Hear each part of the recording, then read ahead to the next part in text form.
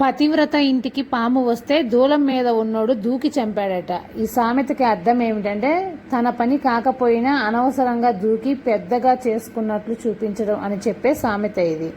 ఇలాంటి సామెతల కోసం మా ఛానల్ని సబ్స్క్రైబ్ చేసుకోండి. Bye friends.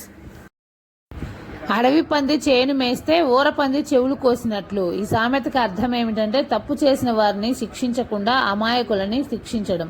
ఇలాంటి సామెతలు పొడుపు కథల కోసం మా ఛానల్ని సబ్స్క్రైబ్ చేసుకుని మాకు సపోర్ట్ చేయండి. Bye friends.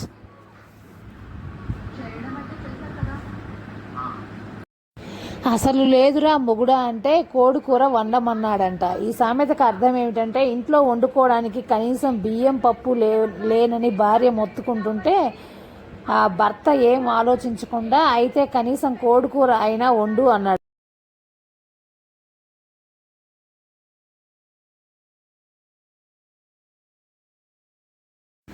ఇల్లు కాలి ఒకడేడుస్తుంటే చుట్టకి నిప్పు అడిగాడంట ఒకడు.